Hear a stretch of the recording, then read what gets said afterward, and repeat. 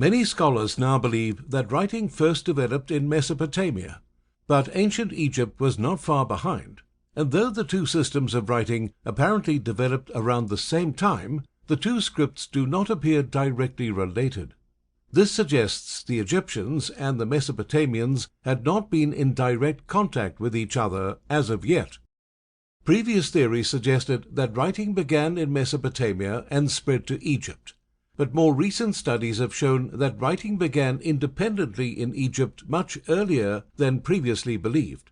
Precursors to Egyptian writing had already begun during the Naqada period in the 4th millennium BC. Pot marks, rock drawings, decorated pottery, cylinder seals, and decorated ceremonial objects all used iconography that would later be incorporated into the hieroglyphic writing system. Rock drawings are the earliest of these precursors, with the most important examples belonging to the Naqada I period, circa 3750 to 3500 BC. Boats, animals, and humanoid figures with feathers are common motifs. Historians believe the images are in a narrative form, but the exact meanings are difficult to understand. One of the first examples of definitive writing is the image of a Serek of King Narmer before approximately 3150 BC, found at Wadi el-Kash in the eastern desert. This image was found by Hans Winkler during his 1936-38 expeditions. A Serek is a rectangular enclosure with a niched facade, the image of a royal palace, with a falcon symbolizing Horus on top. Inside a Serek there is usually the Horus name of a king. The Horus name was the first royal name to appear, later becoming one of 5 names making up the full royal titulary. This particular example has a shortened version of Narmer's name, including only the Na catfish and omitting the Mur chisel.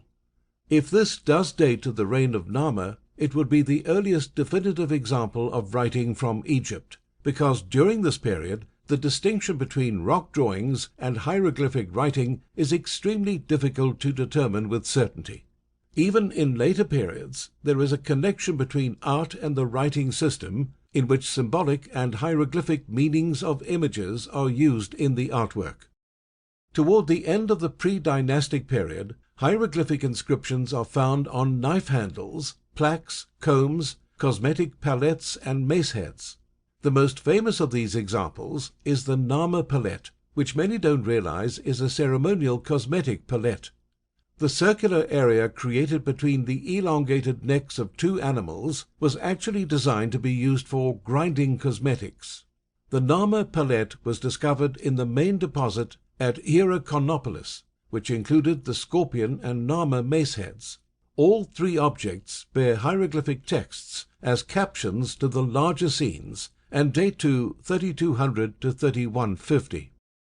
The earliest Egyptian kings were buried at el-Kab at Abydos, and some of the earliest Egyptian writing is found in association with their tombs. This area was originally excavated by Emile Amelnau in 1896, and then by W. M. Flinders Petrie in 1899 to 1901. Gunther Dreher of the German Archaeological Institute began work at the site in the 1970s. It is there that some of the earliest Egyptian writing is found, the motivation for which seems to be marking objects, prestige, and ceremonial functions associated with kingship. Stauder argued that the prestige and ceremonial functions were more important than the administrative functions in Egypt, unlike in other areas of the world where writing developed independently. Both Petrie and Dreher's teams uncovered a large number of labels and tags, particularly from, in and around tomb Uj. This tomb dates to the Naqada III period, approximately 3320 BC, before Egypt was fully unified, but in a period in which the proto-kingdoms had formed.